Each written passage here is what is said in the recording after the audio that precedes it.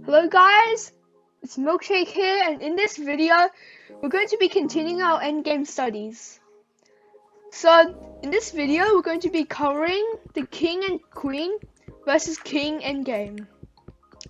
Now this endgame is also pretty easy. It's almost as easy as the double rook checkmate, which I showed in the previous video, but it is also a bit harder because you see a queen controls a lot more squares than a rook. So it is very easy to stalemate your opponent if you're not careful. So without further ado, let's see how we checkmate the white king. Okay, so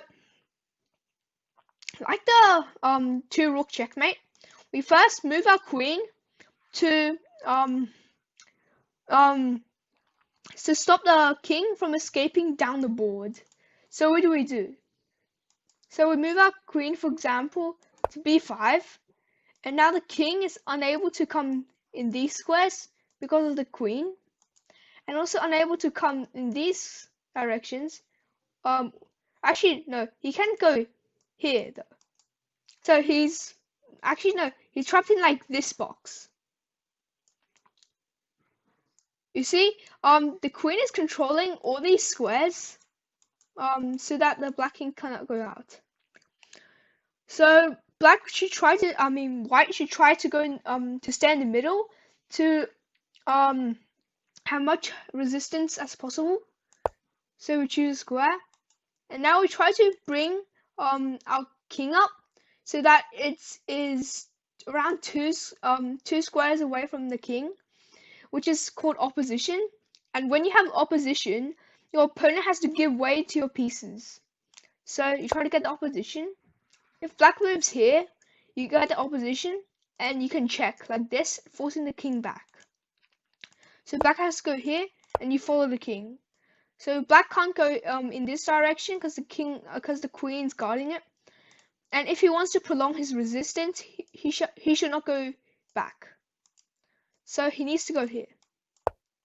And now we check the king, forcing him to go back. Okay. So, and now the king is trapped in a smaller box. So now we bring our king up.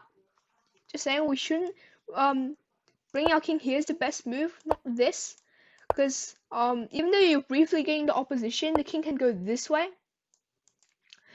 and this way, and then you just play. But you can just play a waiting move, and you just keep following the king as usual. Okay, so check and go here. So now black's only move to prolong his resistance is to go here, and now you check him again, and you just rinse and repeat, I guess. So now you see that white doesn't have to go. Actually, if we go here, then white will come here. So we play a waiting move, and it's like this. Okay, and now white has a couple tricks. So he can go for stalemate tricks at this point. So white can play here, and this is a very tricky move. Do you know why? I'll give you a few seconds to pause. Okay, so the reason is that a lot of people, they want to get the king and queen as close as possible to the opponent's king and try to checkmate. But when they do this, it's a draw, because as you see, this king has nowhere to go. These squares are controlled by the queen, and this square is controlled by the king. So it's a draw. So instead, oh yeah, and if we also move here, it's still a draw. So instead we move our queen here, further making the box smaller. King has to move. I will go here. Okay, and see the king.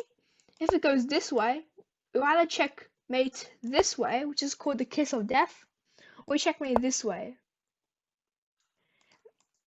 If the king goes this way, we checkmate like this. So that's how you checkmate with a queen, or with a lone queen and a king against another king. So thank you guys for watching this video. I hope you guys found this informative and you learned something. If you enjoyed this video, please subscribe and leave a like. If you have any questions, you can leave in the comments and I'll try to answer them. And yeah, we're done.